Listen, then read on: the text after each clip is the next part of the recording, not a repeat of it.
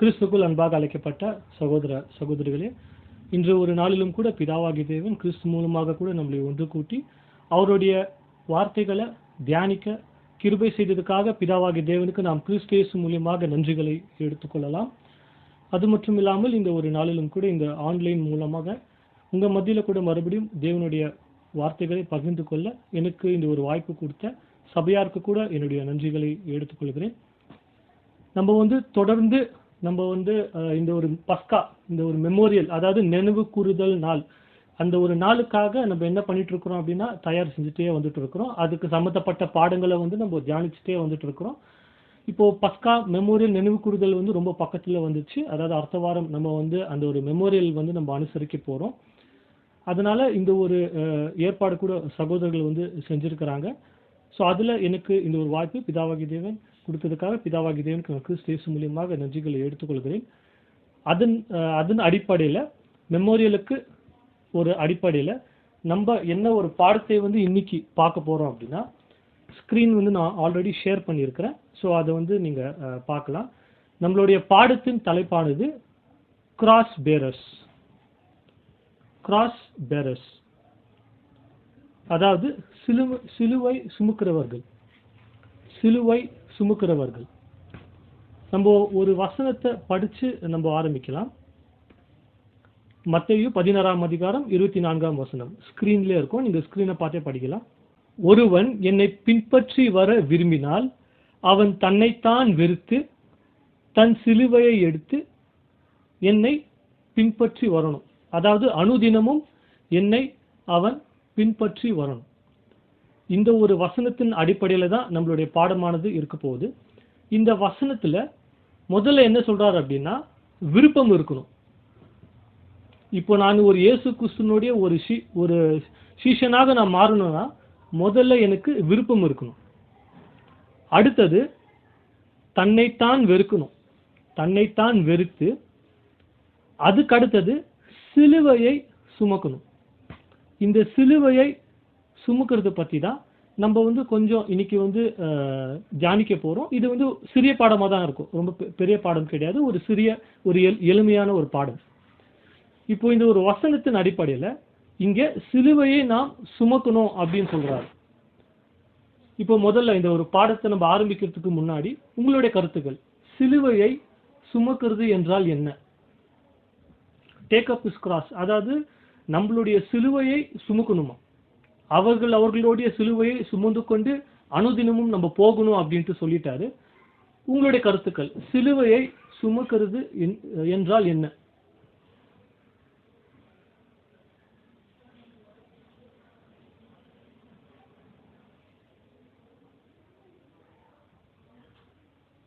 அருமை brother, super, அருமையான ஒரு பதில். வேற ஏதாவது? ரொம்ப அருமையா பிரதர் சொல்லிட்டாரு. வேற ஏதாச்சும் கருத்துக்கள்?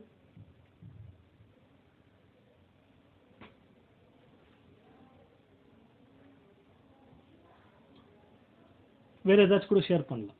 வேற ஏதாச்சும் கருத்துக்கள் இருக்குங்களா? சிலுவை சுமக்கிறது என்றால் என்ன? பிரதர் ஒரு அருமையான ஒரு பதில் சொன்னாரு. வேற ஏதாவது கருத்துக்கள்?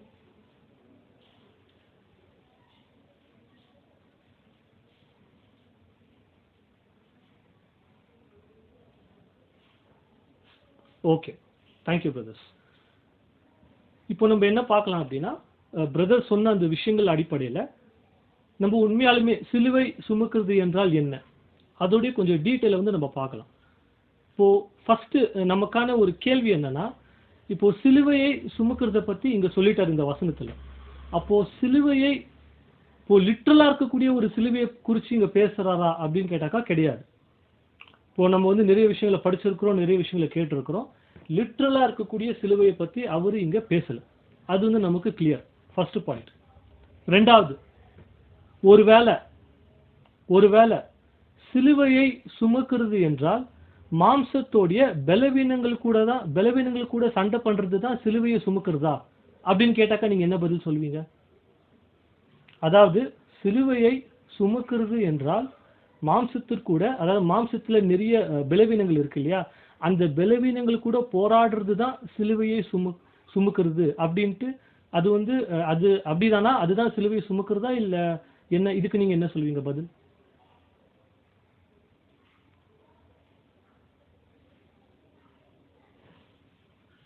மாம்சத்து கூட போராடுவதுதான் சிலுவையை சுமக்கிறதா?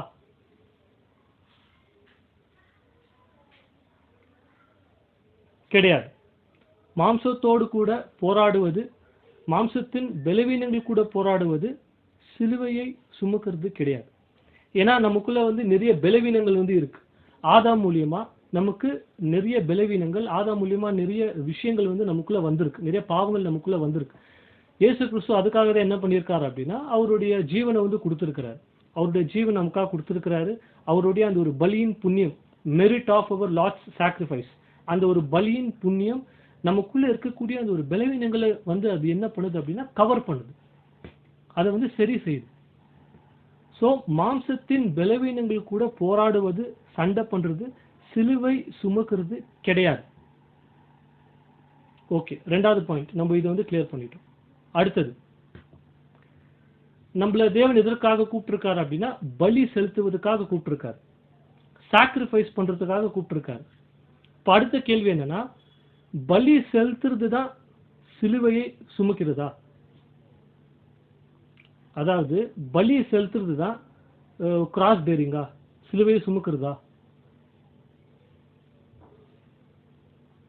நீங்க சொல்லலாம்.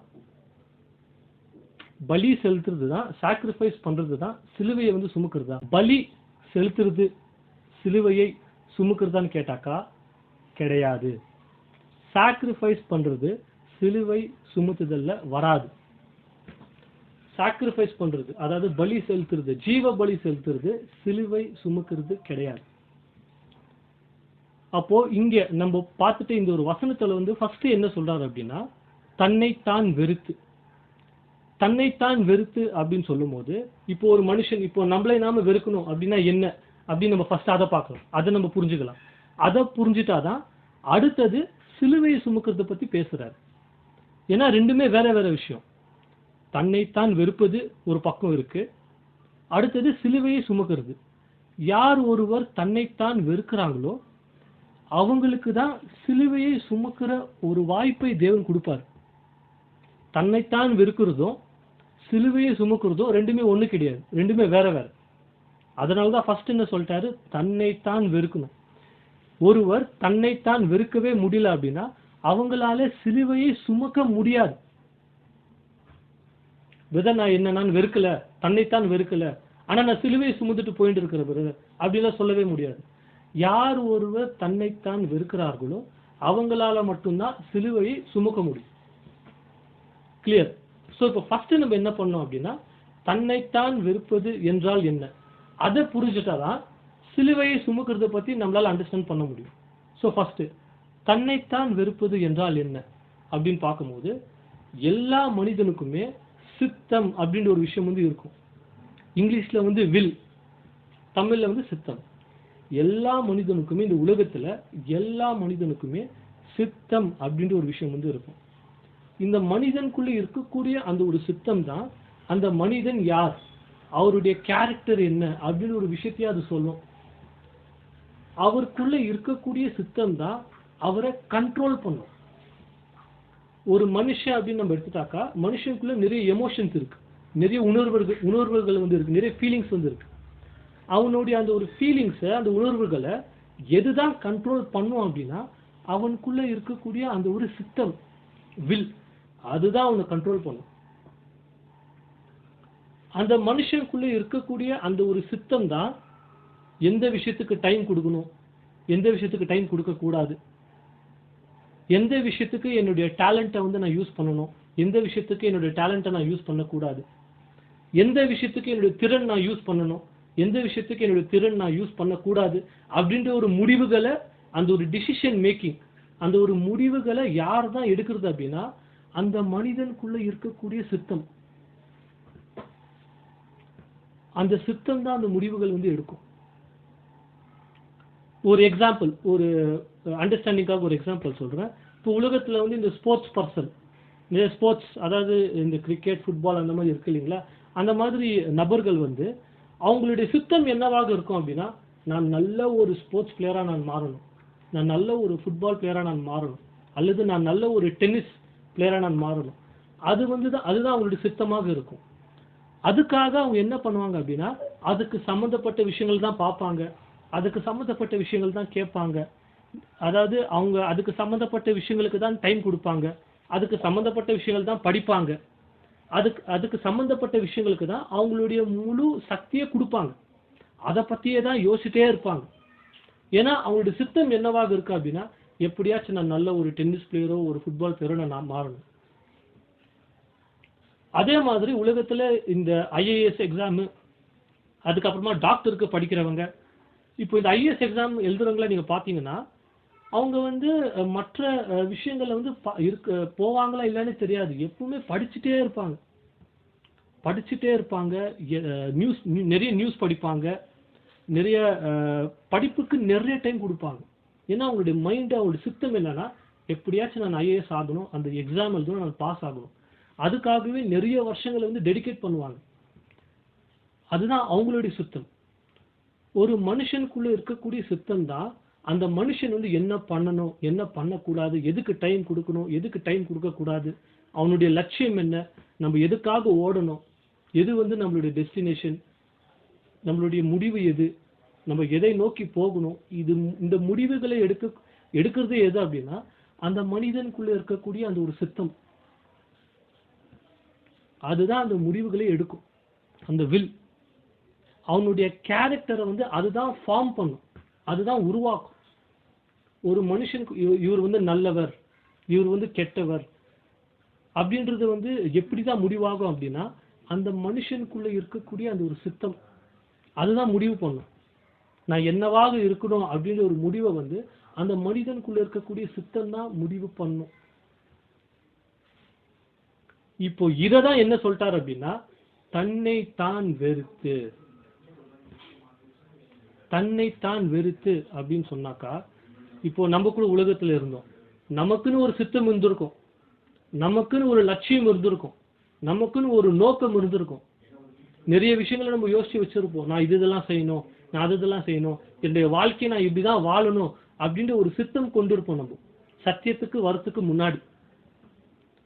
ஆனா எப்போ சத்தியம் நமக்கு தெரிஞ்சிச்சோ, சத்தியத்துக்குள்ள நம்ம எப்போ வந்துட்டோமோ, இயேசு கிறிஸ்து ஃபர்ஸ்ட் கண்டிஷன், நீ வந்து எனக்கு சீஷனா ஆக விருப்பப்படுறியா, நீ விருப்பப்பட்டாக்கா ஃபர்ஸ்ட் நீ என்ன தெரியுமா பண்ணணும், தன்னைத்தான் வெறுத்து.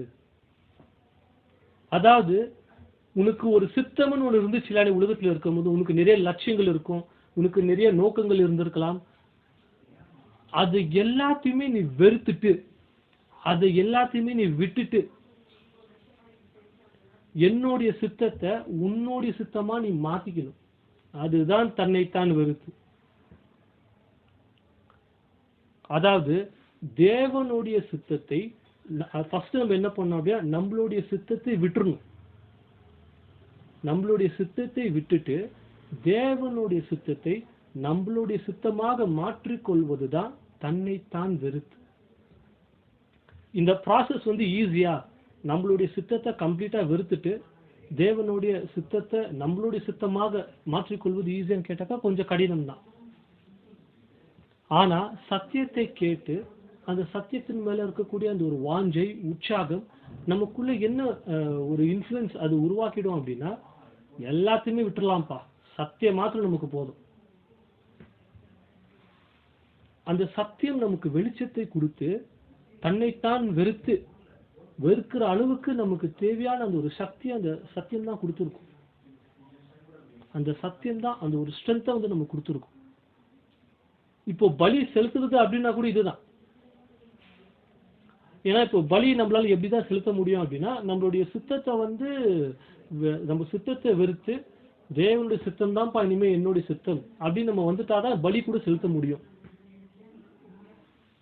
நமக்குன்னு எந்தெந்த விஷயம்லாம் இருந்துச்சோ அது எல்லாத்தையுமே தேவன்ட்ட அர்ப்பணிக்கும். நம்மளுடைய வாழ்க்கைய தேவனுடைய சித்தத்துக்கு சப்மிட் பண்ணணும், ஒப்பு கொடுக்கணும். எந்த விஷயம் இருந்தாலும் சரி நம்மளுடைய லைஃப்ல தேவனுடைய வழி நடத்துதலை வந்து தேடணும். அதுதான் தன்னைத்தான் வெறுப்பது. எந்த ஒரு விஷயம் இருந்தாலும் தேவனுடைய வழி நடத்துதலை தேடணும், தேவனுடைய சித்தத்தை வந்து தேடணும். ஒரு இடத்துல கூட 7ஆம் தூதன் சொல்லும் போது என்ன சொல்றாரு அப்படின்னா, நீங்க வந்து சாப்பிடும் போதும் சரி, ஏதாச்சும் குடிக்கும் போதும் சரி, உங்களுடைய ஆடைகள், உங்களுடைய க்ளோத்ஸ், அதுல கூட சரி, நீங்க என்ன பண்ணுங்க, தேவனுடைய சித்தத்தை நீங்க தேடுங்க. அதாவது நீங்க போடுற ட்ரெஸ்ல கூட தேவனுடைய சித்தத்தை நீங்க தேடுங்கன்னு சொல்றாரு. பைபிள்ல கூட ஒரு வசனத்தை நம்ம படிப்போம். நீங்க சாப்பிட்டாலும் குடிச்சாலும் நீங்க எல்லாமே தேவனுடைய மகிமைக்காக செய்யுங்க அப்படின்னு ஒரு வசனம் இருக்கு பைபிள்ல. இந்த சின்ன சின்ன விஷயத்துல கூட நம்ம எதற்காக தேவனுடைய சித்தத்தை தேடணும் அப்படின்னு சொல்லும் போது, தன்னைத்தான் வெறுப்பது என்றால் முழுமையாக நம்மளுடைய திங்கிங், நம்மளுடைய சிந்தனைகள், நம்மளுடைய சித்தத்தை விட்டுட்டு தேவனுடைய சித்தத்துக்கு அப்படியே நம்ம கீழ்பட்டு போயிடணும். அதனாலதான் என்ன சொல்றாரு அப்படின்னா, சின்ன சின்ன விஷயங்களை கூட, உங்களுடைய ஆடைகள்ல கூட, உங்களுடைய க்ளோத்ஸ், நம்ம என்ன ட்ரெஸ் போடுறோம், நம்ம எதை போடுறோம், அதுல எல்லா விஷயத்திலும் கூட தேவனுடைய சித்தத்தை நீங்க தேடுங்க. இது தேவனுக்கு பிடிக்குமா, இது தேவனுடைய சித்தத்தின் பிரகாரம் இருக்குமா, இது யாருக்குமே இடர்லாம் இருக்காது இல்லையா அப்படின்னு நீங்க தேவனுடைய சித்தத்தை தேடுங்க. உலகத்துல இருக்கும் போது நமக்கு என்ன இஷ்டமாக இருந்துச்சு அதை தான் நம்ம செஞ்சிருப்போம். சத்தியத்துக்கு வந்துட்டு பிறகு கூட அப்படி இருக்கக்கூடாது. எல்லா விஷயத்திலுமே தேவனுடைய சித்தத்தை நாம் தேட வேண்டும். அதுதான் தன்னைத்தான் வெறுப்பது. இந்த ஒரு விஷயத்துக்குள்ளேயே பலியெல்லாம் வந்துடும், சாக்ரிஃபைஸ் எல்லாம் வந்துடும். ஏன்னா நம்மளுடைய சித்தத்தை விட்டுட்டாக்கா கண்டிப்பா நம்ம சாக்ரிஃபைஸ்க்குள்ள வந்துருவோம், பலி செலுத்துறதுக்குள்ள நம்ம வந்துருவோம். உற்சாகமாக நம்மளுடைய நேரத்தையும் நம்மளுடைய தாளந்தையும் நம்மகிட்ட என்னென்னலாம் இருக்கும் அதெல்லாம் தேவனுக்காக பலி செலுத்த ஆரம்பிச்சிருவோம். சோ தன்னைத்தான் வெறுப்பது, அதுலயே இந்த பலி செலுத்துதெல்லாம் வந்துடும். இந்த ஒரு ப்ராசஸ்ல, அதாவது தன்னைத்தான் வெறுப்பது அப்படின்ற ஒரு விஷயத்துல தேவனுடைய சித்தத்தை நம்ம தேடும் போது சில சமயத்துல மிஸ்டேக் பண்ணுவோம், கீழே விழுவோம், ஏதாச்சும் தப்பு செய்வோம். கண்டிப்பா இந்த குறைகள் இருக்கும். ஆனா தன்னைத்தான் வெறுத்து தேவனுக்கு நம்ம கண்டிப்பா அர்ப்பணிச்சுதான் ஆகணும். கண்டிப்பா விழுவோம், கண்டிப்பா கீழே விழுவோம், ஏந்திருப்போம், கீழே விழுவோம், ஏந்திருப்போம், இந்த அப்படி நடந்துட்டே இருக்கும். இந்த தன்னைத்தான் நம்ம வெறுத்துட்டு, அதாவது நம்மளுடைய சித்தத்தை விட்டுட்டு தேவனுடைய சித்தத்தை நம்ம செய்யணும்னு போகும்போது சில குறைகள் ஏற்படும் நமக்குள்ள. பட் அதுக்கு முன்னாடி நம்ம என்ன பண்ணிருக்கணும் அப்படின்னா, தன்னைத்தான் முழுமையாக வெறுத்திருக்கணும். அது ரொம்ப முக்கியம். குறைகளை தேவன் கண்டிப்பா சரி பண்ணுவார். சோ ஃபர்ஸ்ட் பாயிண்ட் என்னன்னா, தன்னைத்தான் வெறுப்பது என்றால் நம்மளுடைய சித்தத்தை விட்டுட்டு தேவனுடைய சித்தத்தை நம்மளுடைய சித்தமாக மாற்றிக்கொள்வதுதான் தன்னைத்தான் வெறுப்பது. அடுத்தது நம்மளுடைய பாடத்துக்கு தேவையான அந்த முக்கியமான பாயிண்ட், சிலுவையை சுமப்பது, கிராஸ் பேரிங். சிலுவையை சுமப்பது என்றால் என்ன? நான் ஸ்டார்டிங்ல ஒரு கேள்வி கேட்டேன், பலி செலுத்துறது தான் சிலுவையை சுமக்கிறதா அப்படின்னு கேட்கும்போது கண்டிப்பா இல்லை. பலி செலுத்துறது சிலுவை சுமக்கிறது கிடையாது. ஏன்னா அதுதான் ஃபர்ஸ்ட் ஸ்டெப். தன்னைத்தான் வெறுத்து அப்படின்னும் போது நம்மளுடைய சித்தத்தை விட்டுட்டு தேவனுக்காக பலி செலுத்துறது. ஸோ பலி செலுத்துறது ஃபர்ஸ்ட் ஸ்டெப்லேயே வந்துடும். தன்னைத்தான் வெறுப்பது அதுலேயே பலி செலுத்துறது வந்துடும். அதுக்கு அடுத்த ஸ்டெப்பு தான் என்னன்னா, பலி மாத்திரம் செலுத்துறது கிடையாது, நமக்கு பத்தாது, போதாது. நெக்ஸ்ட் ஸ்டெப்பு, சிலுவையை நாம் சுமக்க வேண்டும், கிராஸ் பேரிங். இப்போதான் நம்மளுடைய மெயின் பாயிண்ட்டுக்கு வரும். அப்போ கிராஸ் பேரிங் என்றால் என்ன, சிலுவையை சுமக்கிறது என்றால் என்ன, நம்ம படிக்கலாம் பாருங்க. சிலுவை சுமக்கிறதுனா என்ன அப்படின்ட்டு இங்க சொல்றா பாருங்க. சிலுவை சுமக்கிறது என்றால் நம்ம என்ன பண்ணணுமா, தேவனுடைய சித்தத்தை, சாதகமே இல்லாத சூழல்ல கூட தேவனுடைய சித்தத்தை நாம் செய்யறது தான் சிலுவையை சுமக்கிறது. சாதகமே இல்லாத சூழல்ல கூட தேவனுடைய சித்தத்தை செய்யறது தான் சிலுவையை சுமக்கிறது. The Lord's cross bearing consisted in the doing of the Father's will under unfavorable conditions. ஏன்னா சாதகமா இருக்கக்கூடிய சூழல்ல நம்ம தேவனுடைய சித்தத்தை செய்வோம், சந்தோஷமா செய்வோம். அதே மாதிரி சாதகமே இல்லாத சூழல்ல தேவனுடைய சித்தத்தை நம்ம செய்வோமா, செய்யணும். அதுதான் சிலுவை சுமக்கிறது.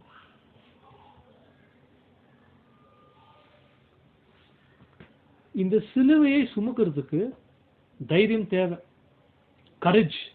தைரியம் இல்லாம சிலுவையை சுமக்க முடியாது. தைரியத்தை பத்தி பேசும்போது 2 தைரியம் இருக்கு. ஒண்ணு நல்ல தைரியம், இன்னொன்னு கெட்ட தைரியம். தேவன் நம்ம கிட்ட என்ன எதிர்பார்க்கிறார் அப்படின்னா நல்ல தைரியத்தை எதிர்பார்க்கிறார், கெட்ட தைரியத்தை எதிர்பார்க்கறது இல்லை. ஏன்னா கெட்ட தைரியம் அப்படின்றது நம்ம கிட்ட இருக்கக்கூடிய ஸ்ட்ரென்த், நம்மளுடைய அனுபவங்கள், நம்மளுடைய திறன், இது நிமித்தமா வரக்கூடிய தைரியம் தான் கெட்ட தைரியம். பிரதர் அதெல்லாம் நான் பண்ணிடுவேன் பிரதர், அதெல்லாம் நான் செஞ்சிருவேன், எனக்கு தெரியாத வேலையா பிரதர், இது கெட்ட தைரியம். நல்ல தைரியம் என்பது தேவன் மேல இருக்கக்கூடிய விசுவாசம், தேவனுடைய வார்த்தையின் மேல நம்பிக்கை, அதன் நிமித்தமாக வரக்கூடிய தைரியம் தான் நல்ல தைரியம், குட் கரேஜ். இந்த நல்ல தைரியம் யாருக்கிட்ட இருக்கோ அவங்களால மட்டும்தான் சிலுவையை சுமக்க முடியும். அதாவது சாதகமே இல்லாத சூழல்ல கூட தேவனுடைய சித்தத்தை செய்ய முடியும். ஒரு புது சிருஷ்டி, இப்போ நியூ கிரியேஷன் அப்படின்னு நம்ம எடுத்துட்டாக்கா, ஒரு புது சிருஷ்டியோட வளர்ச்சி எங்கதான் இருக்குன்னா இந்த சிலுவை சுமக்கிறது ரொம்ப ரொம்ப முக்கியம். காரணம் என்னன்னா இந்த சிலுவை சுமக்கிறதுல தான் நம்ம புது சிருஷ்டியோட முக்கியமான வளர்ச்சியே இருக்கு. ஏன்னா புது சிருஷ்டி சாதகமே இல்லாத சூழல தான் வளரும். கண்டிஷன் அதுதான். புது சிருஷ்டி வளரணுமா, சாதகமே இல்லாத சூழல தான் புது சிருஷ்டியானது வளரும். ரொம்ப கம்ஃபர்டான ஒரு சூழல்ல புது சிருஷ்டி வளராது. இந்த ஒரு சிலுவையை சுமக்கிற விஷயத்துல நிறைய பேரால சிலுவை சுமக்க முடியாது.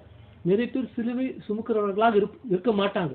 பலி செலுத்துவாங்க, சாக்ரிஃபைஸ் பண்ணுவாங்க, நிறைய தேவனுக்காக ஊழியம் செய்வாங்க, சத்தியத்துல தான் இருப்பாங்க, ரொம்ப வைராகியம் உள்ளவர்களாக இருப்பாங்க. ஆனா சிலுவை சுமக்கிறவர்களாக இருக்க மாட்டாங்க. காரணம் என்னன்னா அவர்கள் சாதகமான சூழல்ல மட்டும்தான் தேவனுடைய சித்தத்தை செய்ய விருப்பம் உள்ளவர்களாக இருப்பாங்க.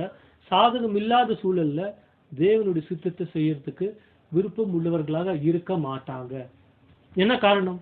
ஏன் சிலுவை சுமத்துதல் அப்படின்றது ஏன் டிஃபிகல்ட், ஏன் ரொம்ப கஷ்டம் அப்படின்னாக்கா, நம்ம படிக்கலாம் பாருங்க. படிங்க சிஸ்டர்.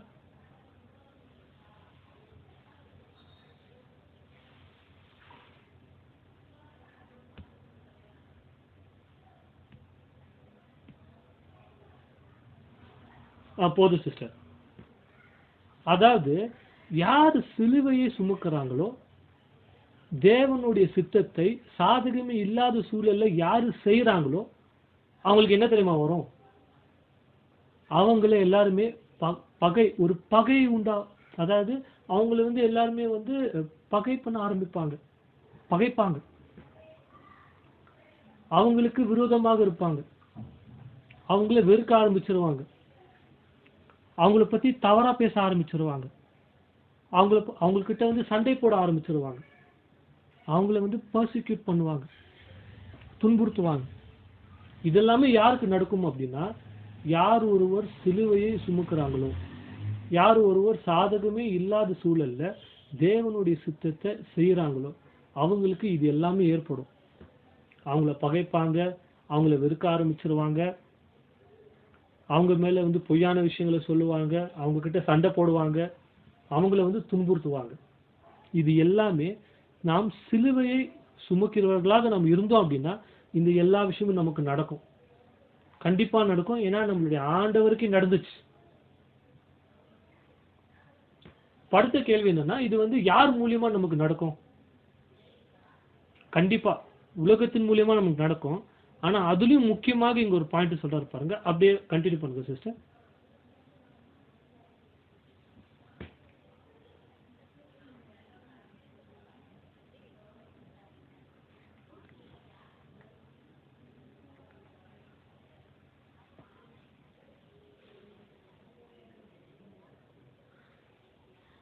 இது யார் மூலியமா தான் நடக்கும் அப்படின்னா, நாங்கள் தேவனுடைய ஜனங்கள் அப்படின்னு சொல்லிப்பாங்களாம், அவங்க மூலியமா தான் இது ஏற்படும்.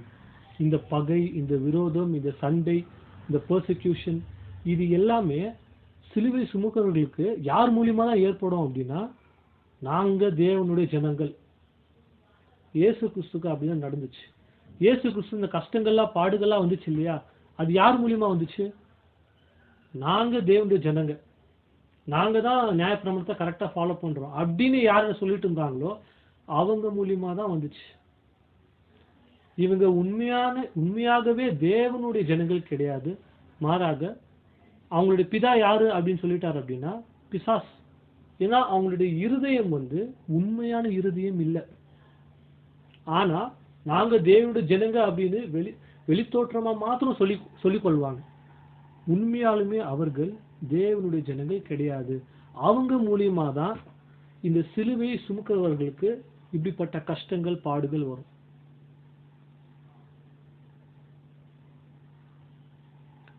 இந்த சிலுவை சுமக்கிறது அப்படின்னு சொல்லும் போது நம்ம எப்போ சத்தியத்தை கண்டுபிடிச்சோமோ, சத்தியத்தை எப்போ நம்ம புரிஞ்சுக்கணுமோ, அந்த சத்தியத்தோட அருமை, அந்த சத்தியத்தோட அற்புதம் அது நம்மள அட்ராக்ட் பண்ண ஆரம்பிச்சிச்சு.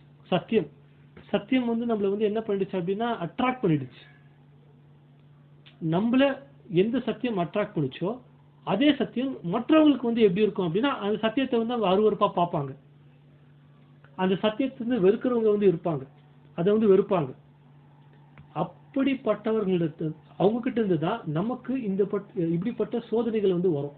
சத்தியத்தை உண்மையாக யார் அன்பு செய்யறாங்களோ அவங்க கிட்ட இருந்து இப்படிப்பட்ட சோதனைகள் நமக்கு வராது. யாரு சத்தியத்தை அன்பு செய்யலையோ, ஒன்லி ஒரு அவுட்வர்டு கிறிஸ்டியன், அதாவது வெளித்தோற்றத்துக்கு மாத்திரமே ஒரு கிறிஸ்துவனாக, ஒரு பேர் கிறிஸ்துவனாக, அதாவது இது நமக்கு இப்போ நம்ம பைபிள் ஸ்டூடெண்டா இருக்கிறதுனால நமக்கு புரியுற மாதிரி எப்படி சொல்லலாம் அப்படின்னா பேர் புது சிருஷ்டி, நாமினல் நியூ கிரியேச்சர், புது சிருஷ்டின்னு சொல்லிக் கொள்வாங்க. ஆனா பேருக்கு மாத்திரமே புது சிருஷ்டிகளாக இருப்பாங்க. அவங்களுடைய இருதயமானது எப்படி இருக்கு அப்படின்னா அவங்களுடைய இருதயத்துக்கு யாரு பிதாவாக இருக்கிறார் அப்படின்னா சாத்தான் பிதாவாக இருக்கிறாராம். இவங்க கிட்ட இருந்துதான் உண்மையாகவே சிலுவை சுமக்கிறாங்க இல்லையா, அவங்களுக்கு சோதனைகள் வரும். ஏன்னா உண்மையாகவே சிலுவை சுமக்கிறவர்கள் சத்தியத்தை விரும்புவாங்க, சத்தியத்தை நேசிப்பாங்க. சத்தியத்துக்காக என்ன வேணாலும் நம்ம செய்யலாம், நமக்கு எப்படிப்பட்ட ஒரு அசௌகரியம் உண்டானாலும் பரவாயில்ல, சத்தியத்துக்காக மட்டுமே நம்ம நிக்கலாம், தேவனுடைய சித்தத்தை சாதகம் இல்லாத சூழல கூட நம்ம செய்யலாம் அப்படின்னு அவங்க முன்ன வரும்போது நாங்களும் தேவனுடைய ஜனங்கள் தான் அப்படின்னு பேருக்கு சொல்றாங்க இல்லையா, அவங்க மூலியமா நிறைய கஷ்டங்கள் வரும், நிறைய துன்பங்கள் வரும். நம்மளுடைய கர்த்தருக்கு அப்படிதான் நடந்துச்சு, நமக்கும் அப்படிதான் நடக்கும். இது படிங்க சிஸ்டர். அதாவது சிலுவை சுமக்குறது என்றால் என்ன அப்படின்னு சொல்லிட்டு வரும்போது அது என்ன அப்படின்னா மறுபடியும் படிங்க சிஸ்டர். அதாவது சத்தியத்துக்கும் நீதியின் ஒவ்வொரு கொள்கைகளுக்கும், எவ்ரி பிரின்சிபல் ஆஃப் ரைச்சஸ்னஸ், அதுக்காகவும் சத்தியத்துக்காகவும் நாம் உண்மையாக இருப்பது. தமிழ்ல விசுவாசம் அப்படின்னு டிரான்ஸ்லேட் ஆயிருக்கு, பட் அதோடைய ஆக்சுவல் வார்த்தை உண்மையாக இருப்பது. சிலுவை சுமத்துதல்ல உண்மையாக இருப்பது என்றால் என்னன்னா சத்தியத்துக்காக நிற்பது, நீதியின் ஒவ்வொரு கொள்கைகளுக்காக கூட நிற்பது. எப்படி நம்ம நிக்கணும், ரொம்ப ஆரோகண்டா, ரொம்ப பெருமையாக, நாங்கெல்லாம் யார் தெரியுமா, நாங்கெல்லாம் பைபிள் ஸ்டூடெண்ட், எங்க கிட்டதான் உண்மையான சத்தியம் இருக்கு அப்படின்னு நம்ம நிக்கணுமான்னு கேட்டாக்கா கிடையாது. எப்படி நிக்கணும் அப்படின்ட்டு சொல்றாரு பாருங்க. அப்படியே கண்டினியூ பண்ணுங்க சிஸ்டர். போதும் சிஸ்டர். அதாவது எப்படி நிக்கணுமா சத்தியத்துக்காக, சாந்தத்துடனும் தாழ்மையுடனும் ஆனாலும் உறுதியாக. கஷ்டம் இது நமக்கு ரொம்ப கஷ்டம். இப்போ நம்மள எப்படி இருப்போம், நம்ம எப்படி இருப்போம் அப்படின்னா உறுதியாக இருப்போம். ஆனா இந்த சாந்தம், இந்த தாழ்மை மிஸ் ஆயிடும். அதுல ஒரு பெருமை வந்துடும், ஒரு ஆரோகன்ஸ், அது ஆரோகன்ஸ் அப்படின்னு சொல்லுவாங்க, அதெல்லாமே நமக்கு வந்துடும் உறுதியாக இருக்கும்போது. ஆனா அதெல்லாம் தேவையில்லை அப்படின்னு சொல்றாரு. நீங்க எப்படி சத்தியத்துக்காக நீங்க எப்படி நிக்கணும் அப்படின்னு சொல்லும் போது சாந்தத்துடனும், சாந்தம் இருக்கணும், தாழ்மையுடனும் ஆனாலும் உறுதியாக. இப்போ சாந்தமுடனும் தாழ்மையுடனும் அப்படின்னு இருக்கும் போது ஓகே, சத்தியத்துக்காக நம்ம காம்ப்ரமைஸ் பண்ணிட்டு போயிடலாம் அப்படின்னு கிடையாது. சத்தியத்தை நாம் பேசும்போது, சாதகமே இல்லாத சூழல்ல சத்தியத்துக்காக நம்ம நிற்கும் போது அதுல சாந்தம் இருக்கணும், தாழ்மை இருக்கணும், உறுதியாக நிக்கணும். அன்புடன் சத்தியத்தை நாம் பேசணும். Speaking the truth in love. இதுதான் சிலுவையை சுமப்பது. சிலுவை நிறைய பேரால் சுமக்க முடியாது. காரணம் என்னன்னா, நீங்க சிலுவையை சுமக்க ஆரம்பிச்சிட்டீங்கன்னா தேவனுடைய சித்தத்தை சாதகமே இல்லாத சூழல்ல செய்யறதுக்கு நீங்க ஆரம்பிச்சிட்டீங்கன்னா என்ன தெரியுமா நடக்கும்? என்ன விளைவுகள் ஏற்படும் அப்படின்னா, முதல்ல நீங்க ஒருத்தர் கூட ரொம்ப க்ளோஸா இருந்திருப்பீங்க. உங்களுடைய ஃப்ரெண்டு யாரோ ஒருத்தர் ரொம்ப க்ளோஸா இருந்திருப்பீங்க. சத்தியத்துக்கு நீங்க நிக்கிறதுனால அந்த ஃப்ரெண்ட்ஷிப், அந்த ஒரு நட்பு முறிந்து போகும். இதை தாங்கிக் கொள்றதுக்கு, இதை சகிப்பதுக்கு நீங்க ரெடியா? ரெடி. அதுதான் சிலுவையை சுமப்பது. ரொம்ப நாட்களாக, ரொம்ப வருஷங்களாக ஒரு சகோதரரிடம் க்ளோஸா இருந்திருப்போம். சத்தியத்துல தான் அவர் இருந்திருப்பார். ஆனா ஒரு பாயிண்ட் ஆஃப் டைம்ல சத்தியத்துக்கும் அவர் ஆப்போசிட்டா பேச ஆரம்பிச்சிருப்பார், விரோதமாக பேச ஆரம்பிச்சிருப்பார்.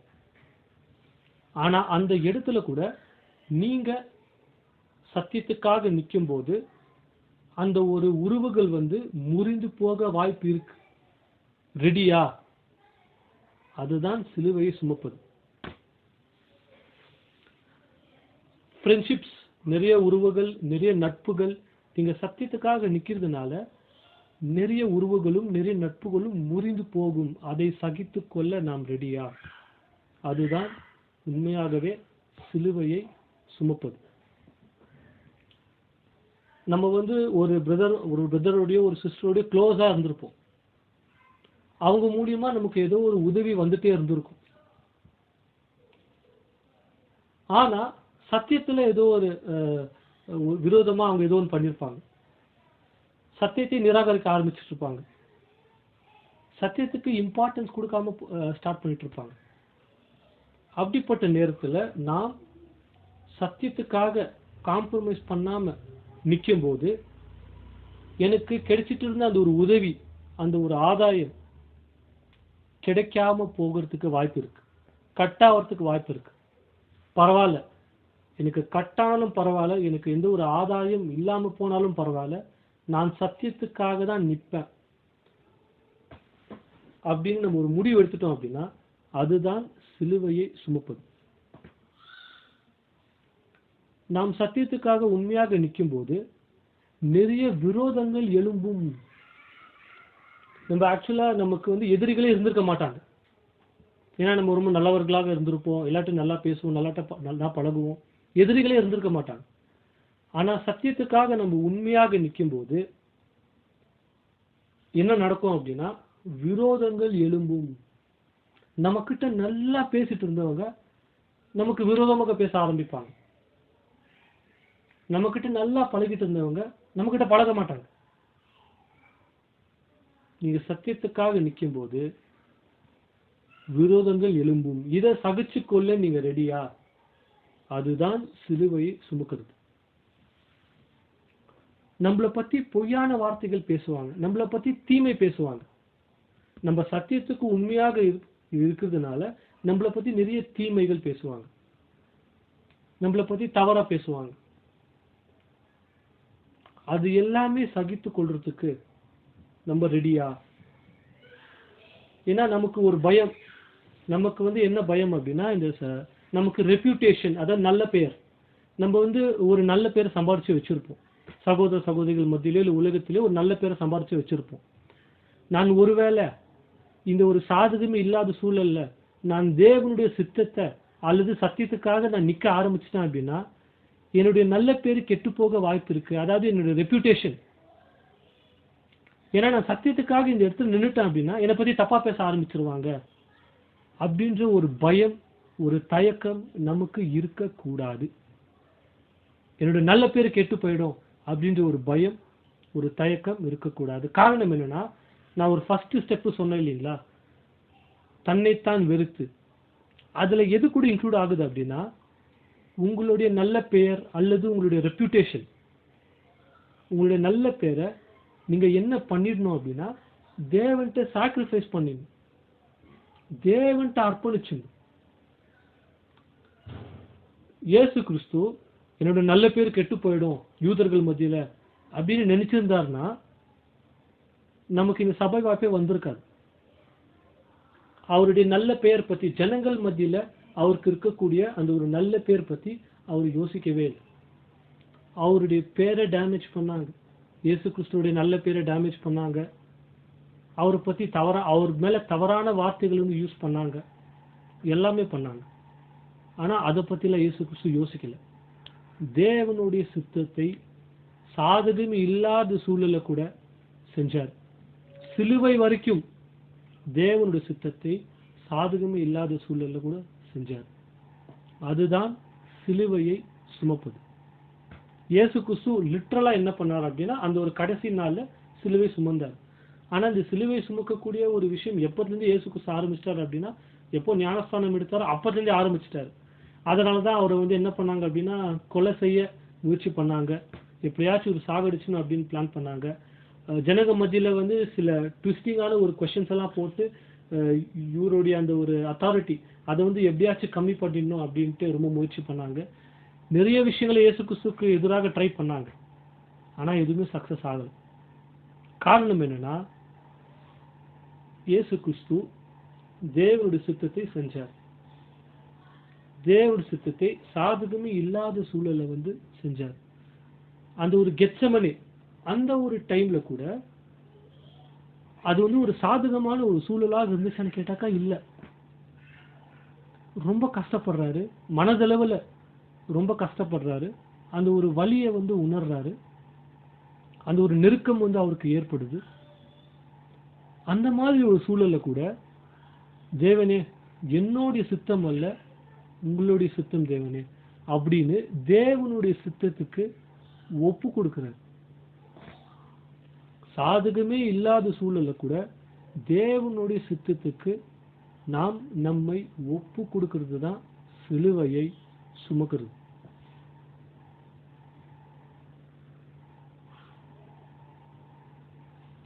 இந்த வசனத்தை படிக்கலாம் பாருங்க. மத்தேயு 5ஆம் அதிகாரம் 11ஆம் வசனம்.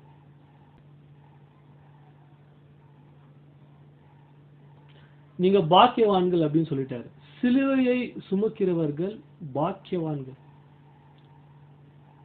நம்ம எந்த அளவுக்கு எந்த எக்ஸ்ட்ரீம்ல நம்ம தேவனுக்காக பாடுகளும் கஷ்டங்களும் படுறோமோ அந்த அளவுக்கு சந்தோஷத்தை நாம் அனுபவிப்போம். எந்த அளவுக்கு தேவனுக்காக பாடுகளையும் கஷ்டங்களையும் நம்ம படுறோமோ அந்த அளவுக்கு நம்ம சந்தோஷத்தை அனுபவிப்போம். ஒரு வசனத்தை படிக்கலாம் பாருங்க. ஸ்கிரீன்ல இல்ல, நீங்க பைபிள்ல படிக்கலாம். 1 பேதுரு 4ஆம் அதிகாரம் 13ஆம் வசனம். 1 Peter 4th chapter 13th verse.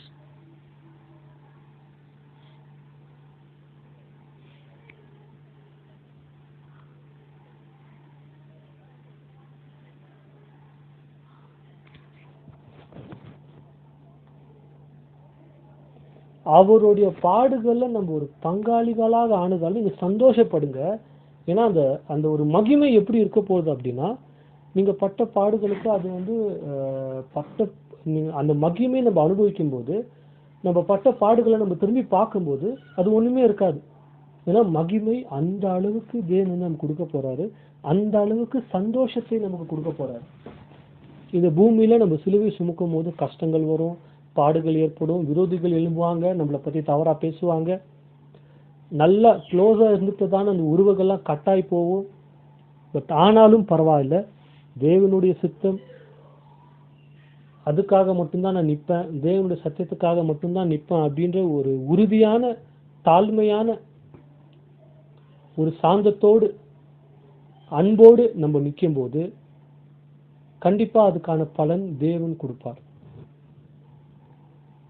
14ஆம் வசனம் படிங்க சிஸ்டர். 1 பேதுரு 4:14 வசனம்.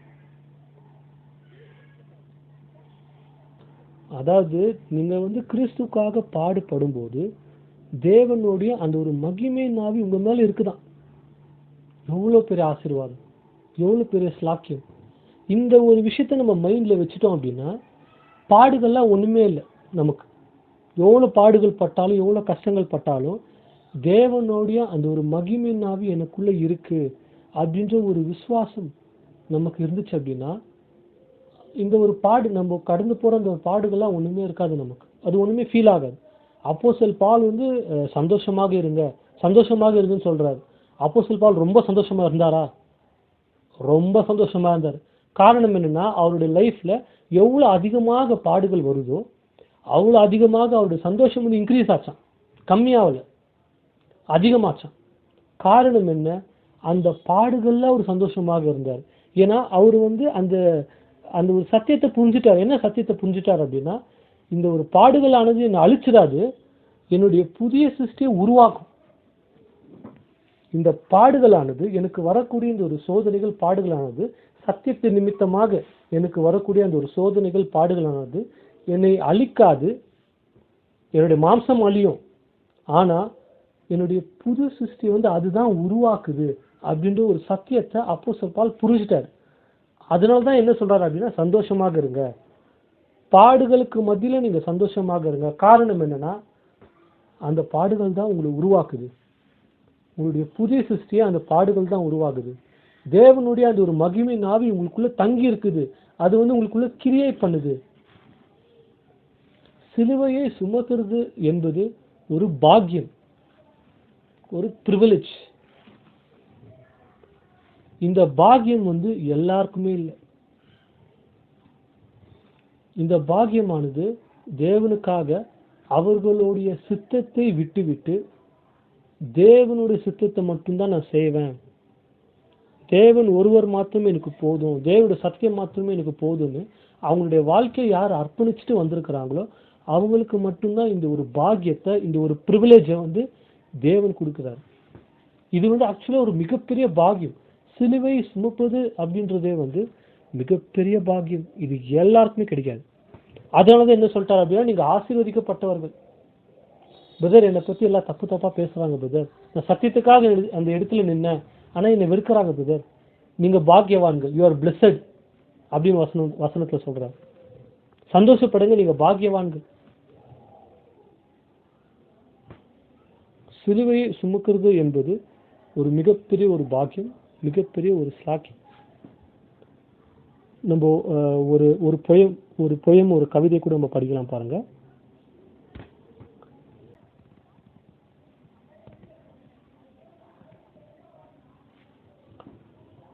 Thank you sister. நம்மளை நாமே என்ன கேள்வி கேட்டுக்கலாம் அப்படின்னா, நான் சிலுவையை சுமக்கிறேனா? ஒவ்வொரு நாளும் இந்த ஒரு சிலுவையை வந்து நான் சுமந்து கொண்டு இருக்கிறேனா அப்படின்ற ஒரு கேள்வி வந்து கேட்கலாம். இந்த சிலுவை சுமக்கிறதுக்கான இந்த ஒரு வாய்ப்பை தேவன் வந்து நமக்கு கொடுத்துருக்கிறாரு. நம்ம சத்தியத்துக்காக நிற்கலாம், சத்தியத்துக்காக நம்ம ஓடலாம். அந்த ஒரு மகிமை நாளில் அந்த ஒரு சந்தோஷத்தை வந்து தேவன் வந்து நமக்கு கட்டாயமாக கொடுப்பாரு அப்படின்ட்டு நம்ம வந்து பார்க்குறோம்.